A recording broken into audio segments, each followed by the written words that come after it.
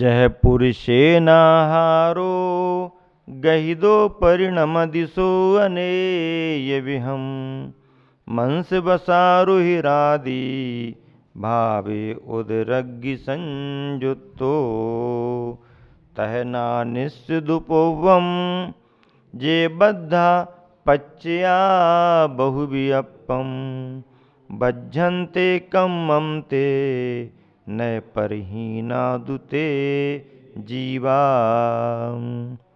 एक साथ दो गाथाएं। आश्रव अधिकार का समापन हो रहा है। चुनी हुई गाथाएं यहाँ पर रखी गई हैं। इन दो गाथाओं की भूमिका में कहा गया पूर्वबद्ध द्रव्य प्रत्यय ही नवीन बंध में कारण बनते हैं। पहले के बंधे हुए कर्म ही नए कर्म के बंध में कारण बनते हैं। यदि पहले का कोई कर्म नहीं है तो नया कर्मबंध उस रूप में नहीं हो पाएगा, क्योंकि कर्मबंध के लिए कर्म का उदय चाहिए और उदय में होने वाले में से परिणाम चाहिए। कर्म के उदय में जब उस रूप परिणाम होते हैं तो नए कर्म का बंध होता है। इस बात को यहाँ पर बताया जा रहा है। मीनिंग है, एक एक शब्द का अर्थ देखें। जह जैसे पुरुषेन पुरुष के द्वारा गहिदो ग्रहण किया हुआ आहारो आहार उदरग्गि संयुक्तो उदराग्नि का संयोग पाकर सो वह आहार मंस बसा रुहिरादि भावे मांस मज्जा रुधिर आदि के रूप में अनेय विहम अनेक रूप में परिणमति परिणमन करता है। उदाहरण दे दिया, अच्छा उदाहरण दिया। क्या उदाहरण दिया? जैसे पुरुष के द्वारा ग्रहण किया हुआ आहार उसकी जठराग्नि का संयोग पाकर उसके बलाबल के अनुसार, जिसकी जैसी जठराग्नि होगी, सामग्री तो सब एक ही है, पर पचाने वाले की जैसी जिसकी जितनी क्षमता होगी उसके अनुसार मांस चर्बी रुधिर आदि के रूप में अनेक रूप परिणमन करता है। सबके लिए अलग अलग तरीके से उसका लाभ मिलेगा।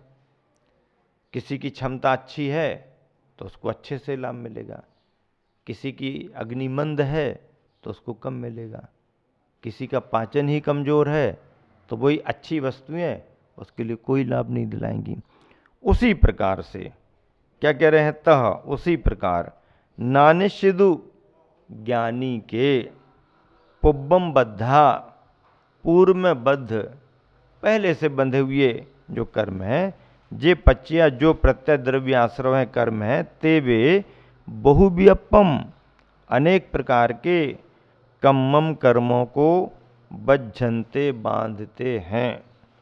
तेदु जीवा बे जीव नए परिहीना शुद्ध नए से च्युत हैं। ऐसे जीव जो नए कर्मों का बंध कर रहे हैं वो शुद्ध नए से च्युत हैं, अर्थात निर्विकल्प समाधि से बाहर हैं। शुद्ध नए से च्युत होने का मतलब है वो निर्विकल्प समाधि से रहित हैं, बाहर हैं।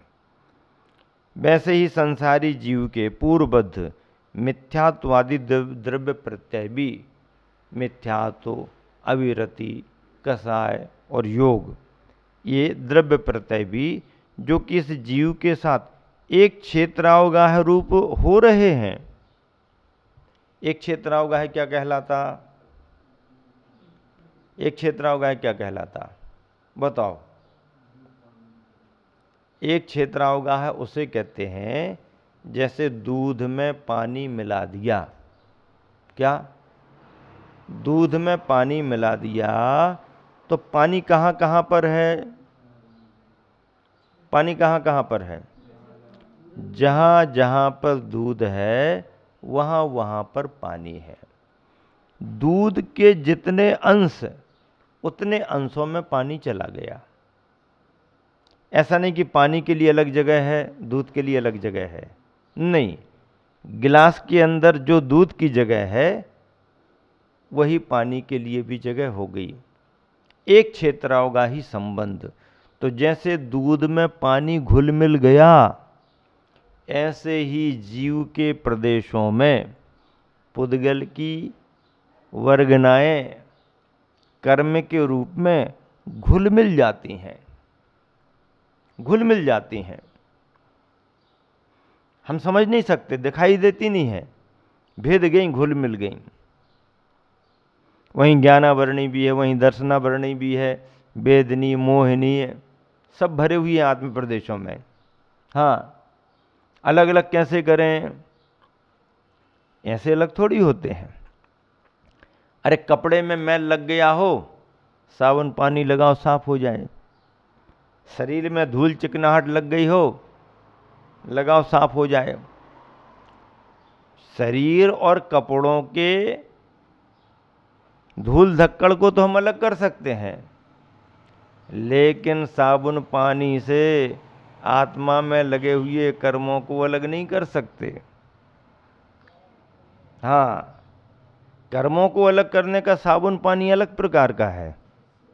हाँ, वो भी साबुन पानी है, लेकिन उस साबुन पानी को यहाँ कोई बनाता नहीं है, यहाँ की कंपनियां नहीं बनाती, वो तीर्थंकर भगवंतों की कंपनियों में बनता है। हाँ, रत्नात्रय का रसायन। आचार्य महाराज ने जो बात कही उसे भी टीका में उसी रूप में बहुत अच्छे तरीके से स्पष्ट किया हुआ है। टीका का सारांश आपको सुनाता हूँ। यथा पुरुषेण गृहीत आहारः सा परिणमति अनेक विधम बहु प्रकारम। किम, किस रूप में? मांस वसा रुधिरादि, मांस वसा रुधिरादीन पर्यायान कर्मतापन्नान परिणमति कथम भूतः सन उदराग्नि संयुक्ता इति दृष्टांतो गतः। उदर की अग्नि के योग से ही उसका प्रभाव अलग अलग पड़ेगा। जठराग्नि जिसकी जैसी होगी, जठराग्नि की स्थिति ये होती है कि यदि जठराग्नि अच्छी है तो रूखा सूखा भी खा लेना तो हृष्ट पुष्ट हो जाए, और यदि अंदर की अग्नि मंद है तो कैलोरीज पौष्टिक भोजन भी यदि कोई लेगा तो भी वो उसको ग्रहण नहीं कर पाएगी। जब ग्रहण नहीं कर पाएगी तो धातुएं उपधातुएं नहीं बन पाएंगी। तथैव च पूर्वोक्त उदराग्नि संयुक्त आहार दृष्टांतेन, जो उदराग्नि से संयुक्त आहार का दृष्टांत दिया, अज्ञानिनश् चैतन्य लक्षण जीवस्य अज्ञानिनः चैतन्य लक्षण जीवस्य न च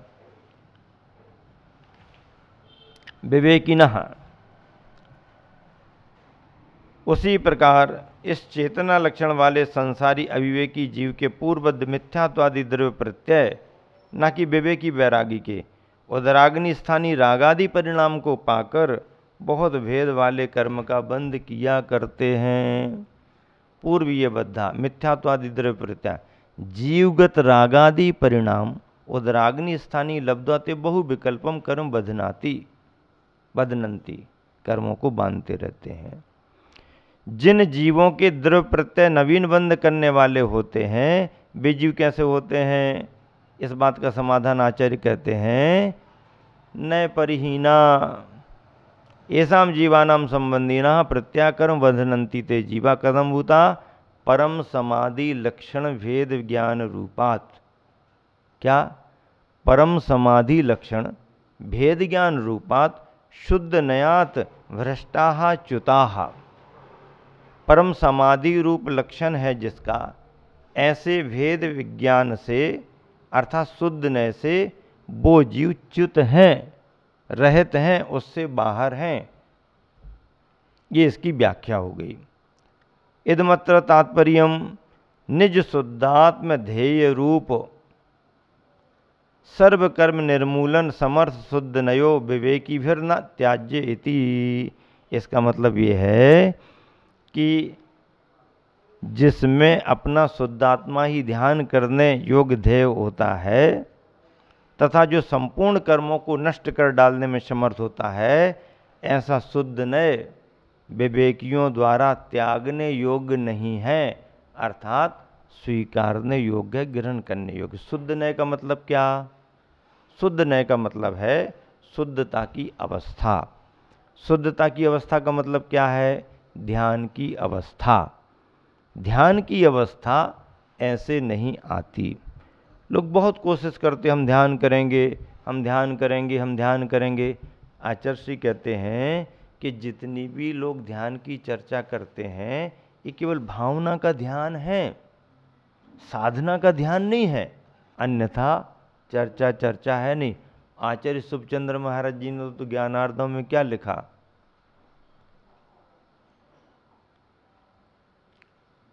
कदाचित आसमान में फूल हो सकते हैं, किसी देश काल में गधे को सींग आ सकते हैं, गधे को सींग आ सकते हैं, सुई के अंदर से ऊंट निकल सकता है छेद में से, आप अपने सिर से पहाड़ को फोड़ सकते हो, कदाचित कभी किसी काल में। सिरसा महीधरम, सिर से महीधर पर्वत को फोड़ सकते, लेकिन रत्नात्रय अनासाध्य, रत्नात्रय की आराधना किए बगैर आपको निर्विकल्प ध्यान नहीं हो सकता, हो ही नहीं सकता, स्पष्ट मत है। फिर दुनिया में इतने ध्यान, मेडिटेशन सेंटर, ध्यान के केंद्र खोले जा रहे हैं, ध्यान के शिविर लग रहे हैं, अच्छे बढ़िया सुख सुविधाएं मिल रही हैं, म्यूजिक चल रहा है, संगीत के साथ में शिक्षण दिया जा रहा है, ऐसी वातावरण बना हुआ है, तो हारे थके लोग जाते हैं, रिलैक्स मिलता है, वही उनका ध्यान हो गया, रिलैक्स है, ये उनका ध्यान है। आचार्य श्री कहते हैं ध्यान की बात करना और ध्यान से बात करना, इन दोनों में बड़ा अंतर है। ध्यान की बात करना और ध्यान से बात करना, इन दोनों में बड़ा अंतर है। ध्यान के केंद्र खोलने मात्र से ध्यान में केंद्रित होना संभव नहीं। ध्यान के केंद्र खोलने मात्र से ध्यान में केंद्रित होना संभव नहीं।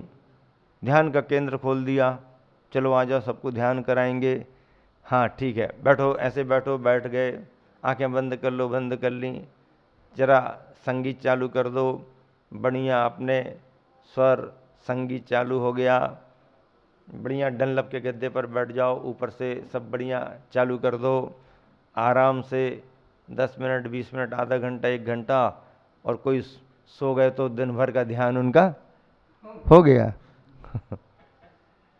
इसको ध्यान नहीं कहेंगे भैया। ध्यान लगाने के लिए ना किसी कंडीशन की जरूरत है और ना एयर कंडीशन की जरूरत है, ना कंडीशन और ना एयर कंडीशन। आचार्य कुंद कुंद स्वामी समय सार लिखा, कौन से ध्यान केंद्र में बैठ के लिखा होगा? गुफाएं, वहां पर क्या है? मच्छरों का संगीत, आएंगे, गाएंगे, बजाएंगे, रिझाएंगे, आएंगे, गाएंगे, बजाएंगे, रिझाएंगे, और मौका देख करके दबाएंगे और सैंपल लेकर के चले जाएंगे। कहाँ वहां पर? आचार्य भद्रबाहु महाराज उत्तर भारत से दक्षिण भारत के लिए विहार कर गए। श्रवण बेलगोला की कटबप्र पहाड़ियों में संग विराजमान हो गया, संगस्थ साधुजनों को आसपास के देश देशांतरों में विहार करा दिया। आचार्य धरसेन महाराज गिरनार की गुफा में, चंद्र गुफा में। अब गिरनार की पहाड़ियां बहुत हैं, कहीं भी गुफाओं में, एक ही गुफा में थोड़ी, आज इसमें तो कल उसमें, कहीं भी साधना चल रही, संलेखना चल रही, जितना आवागमन करना कर लिया, नहीं तो बस बंद। वहीं से पुष्पदंत भूतबली सठखंडागम सूत्र ग्रंथों का शिक्षण दे दिया। अंकलेश्वर में आकर के दोनों ने चतुर्मास करके लेखन कार्य शुरू कर दिया। बड़े बड़े आचार्य, 5 श्रुत केवली हुए, सबकी समाधियां हुई। 5 श्रुत केवली हुए, सबकी समाधियां हुई। मोक्ष तो हुआ नहीं श्रुत केवलियों को, पांचों। नंदी मित्र, गोवर्धन, अपराजित और भद्रबाहु, 5 श्रुत केवली थे। अंतिम श्रुत केवली भद्रबाहु थे। 24,000 निर्ग्रंथ मुनियों के गुरु, 24,000 बिहार होता था। उनके समय भी 12 वर्ष का अकाल पड़ गया। अकाल महामारी कैसी होती है, अभी हम और तुम जो चीज़ें सुनते आते थे, ऐसी महामारी पहले पड़ी इनके समय सुनते थे। अब 1-1.5 साल से देख रहे हैं महामारी क्या होती हैं पूरी दुनिया में। पूरी दुनिया में अपने आप को बहुत सुरक्षित और समृद्ध समझे जाने वाले राष्ट्र परेशान हैं, सारी दुनिया परेशान है, प्राणी मात्र परेशान है।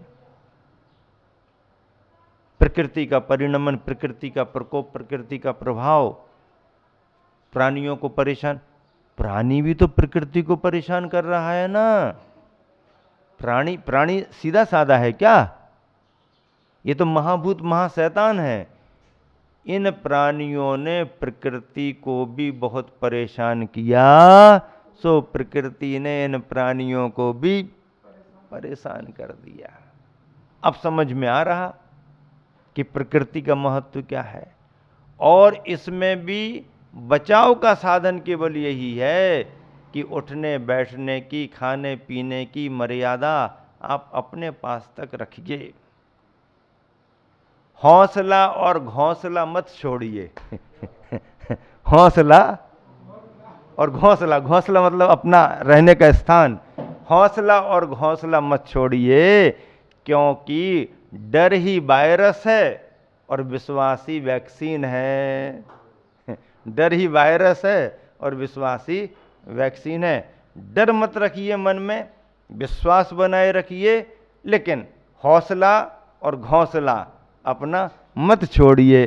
खान पान की मर्यादा, उठने बैठने में संयम बनाए रखो, भाग्य पर भरोसा रखो, बचाव इसी में तुम्हारा होगा। महावीर भगवान की।